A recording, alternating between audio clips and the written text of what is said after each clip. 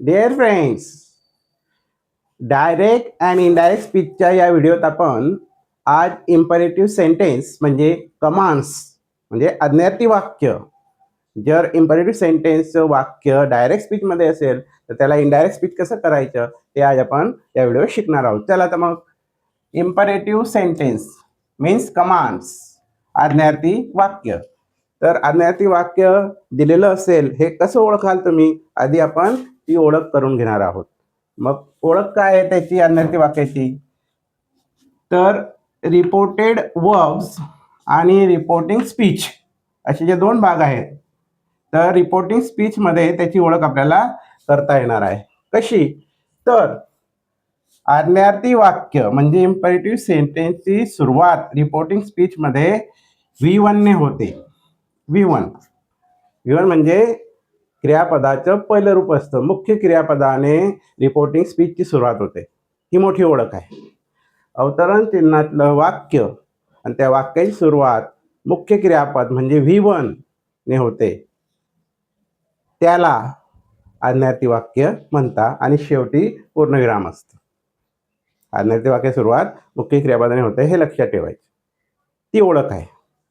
मग या आज्ञार्थी वाक्याची जी सुरुवात झाली मुख्य क्रियापदाने त्याच्यावरनं आम्ही गेस केलेलं की हे वाक्य कमांड्स किंवा इम्परेटिव्ह सेंटेन्स आहे, आज्ञार्थी वाक्याचे आहे.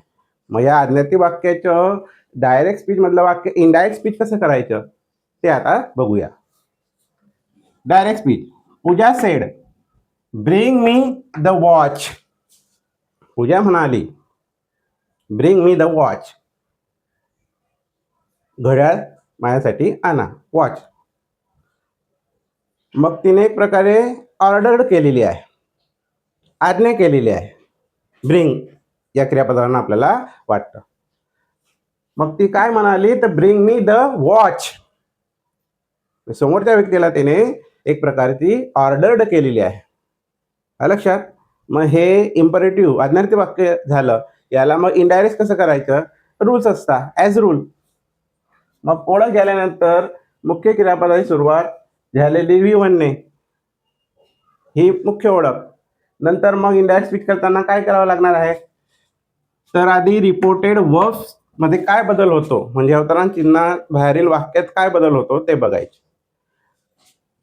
पूजा करता जशाच्या तसं लिहायचे. आता पूजा सेड, पूजा म्हणाली. मग हा जो वर्ब आहे याच्यात चेंज करावा लागणार आहे इनडायरेक्ट स्पीचमध्ये, कारण हे वाक्य इम्परेटिव्ह आहे. मग सेडचं काय होतं, तर काही जण टोल्ड पण लिहिता, काही जण आस्क पण लिहिता.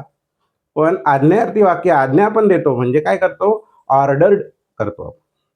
ऑर्डर करणे म्हणजे आज्ञा देणे. मग तुम्ही टोल्ड लिहिलं तरी चालेल, आस्क लिहिलं तरी चालेल आणि ऑर्डर लिहिलं तरी चालेल. पण इम्परेटिव्हमध्ये ऑर्डर वापरलं तर ते बेस्ट असतं. मग सेडचे तुम्ही ऑर्डर्ड करायचे असं. रिपोर्टेड वर्ब ऑर्डर्ड वापरा असं. मग आता रिपोर्टेड वर्ब आणि रिपोर्टिंग स्पीच या दोघांना जोडण्यासाठी जोड शब्द वापरायला लावलेला आहे. मग जोड शब्द काय आहे, जोड शब्द टू वापरा व नकारसाठी नॉट टू वापरायचे. जर आज्ञार्थी वाक्य हे नकारार्थी असेल तर जोड शब्द नॉट टू वापरता, आणि होकारार्थी असेल म्हणजे अफर्मेटिव्ह असेल तर जोड शब्द टू वापर. मग इथं वाक्य सुरुवात V1 ने झालेली आहे, इथं नकार नाही आहे. जसं नकार म्हणजे डोंटने सुरुवात झाली असेल तर नकारार्थी वाक्य असतं, मग त्या जोड शब्द नॉट टू लिहावा लागतो. पण हे होकारार्थी वाक्य आहे म्हणून जोड शब्द रिपोर्टेड वर्ब आणि रिपोर्टिंग स्पीच याला जोडण्यासाठी जोड शब्द होकारार्थी वाक्यासाठी टू लिहायचे. हॅलो. पूजा सेडचे ऑर्डर टू. आता पुढे काय सांगितलंय, मग काळात बदल होत नाही. मग आज्ञार्थी वाक्यामध्ये काळात बदल केला जात नाही. लक्षात. म्हणजे मुख्य क्रियापद सुरुवात झालेली असेल, मग ब्रिंग हे मुख्य क्रियापद आहे, V1 आहे, याच्या V2 करायची गरज नाही, ब्रॉट करायची गरज नाही, कारण आज्ञार्थी वाक्यामध्ये काळात बदल केला जात नाही. ओके. मग काय करावं लागणार आहे, ही क्रियापद जशाच्या तशी लिहावी लागणार आहे. Bring. There is no change in tense in verb. Okay. पुढे जायचं. मग ब्रिंग मी. आता मी हा जो मी आहे, ही जी द्वितीय आहे मी, हा कोणाचा आहे, कोणाविषयी सांगितलं गेलेलं आहे रिपोर्टिंग स्पीचमध्ये. मग Pooja said bring me the watch. Bring me the watch म्हणजे पूजा ही स्वतःविषयी विचार सांगते आहे. लक्षात, मग मी हा कोणाचा आहे, पूजाचा आहे. मग आपण सर्वनामाचे तक्ता ह्या पुढच्या कालच्या व्हिडिओत पाहिलेलं आहे. तर सर्वनामाचा तक्ता आपण लिहिलेला आहे, बघितलेला आहे. त्याच्यात काय चेंजेस करावे लागतात तर तो तक्ता जेव्हा तुम्ही पाहाल तेव्हा तुम्हाला ते कळणार आहे. मग मीचा होतो हिम हर, मुलासाठी हिम, मुलीसाठी हर असं लिहावं लागतं.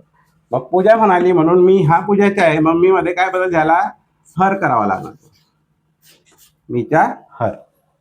आणि पुढचे वाक्य शब्द जसेच्या तसे लिहायचे. द वॉच, फुल स्टॉप, अवतरण चिन्ह निघून जाते. काय आन्सर झालं इनडायरेक्ट स्पीचमध्ये, Pooja ordered to bring her the watch. मीच्या हर झालेलं आहे. पूजा म्हणाली, पूजाचे मी आहे म्हणून हर आहे. लक्षात. मग काळात बदल केला जात नाही इम्परेटिव्हमध्ये, हे लक्षात ठेवायचं. पण शब्दातील बदल हे केले जातात, हे लक्षात ठेवायचे. शब्दातील बदल केले जातात, फक्त काळातील बदल केलेला नाही, हे लक्षात ठेवायचं. बाकीचे चेंजेस करू शकता तुम्ही. Second, direct speech. Bhagyashree sed don't make noise. Bhagyashree म्हणाली डोंट मेक नॉईज, आवाज करू नका, गोंधळ करू नका. मग हे जे डायरेक्ट स्पीचमध्ये दिलेलं इम्परेटिव्ह वाक्य आहे, हे आता हे निगेटिव्ह आहे. कशावरनं, तर रिपोर्टिंग स्पीचमध्ये वाक्य सुरुवात डोंट शब्दाने जाईल आणि नंतर मग V1 आहे, नंतर मेक हा V1 आहे. लक्षात. मग हे नकारार्थी वाक्य आहे, इम्परेटिव्ह आहे पण नकारार्थी आहे. मग याला कसं सॉल्व करायचं, याचं इनडायरेक्ट स्पीच कसं करायचं, तीच पद्धत आधी करता लिहा. भाग्यश्री सेडचं केलेलं काय करतो आपण, सेडचं रिपोर्टिंग वर्ब काय चेंज होईल, ऑर्डर. आस्क लिहा, टोल्ड लिहा तरी चालेल. इथं आहे ऑर्डर, ऑर्डर्ड. मग रिपोर्टिंग वर्ब मध्ये असं चेंज केल्यानंतर जोड शब्द लागतो रिपोर्टेड वर्ब आणि रिपोर्टिंग स्पीचचा जोडण्यासाठी. मग इथं टू वापरायचा का, नाही, कारण हे वाक्य सुरुवात डोंट ने झाली आहे म्हणजे नकारार्थी आहे. नकारार्थी वाक्य राहिलं इम्परेटिव्ह सेंटेन्स, तर त्याचा जोड शब्द नॉट टू लिहावा लागतो. मग तुम्हाला नॉट टू लिहावा लागतो. इथं नॉट टू आला म्हणजे हा डोंट हा नकार इथं निघून जाईल, हे लक्षात ठेवा. मग काळात बदल होत नाही. V1 तर मेड होणार नाही, V2 होणार नाही मेड, तर ते जसं तसं राहतं. Not to make noise, full stop.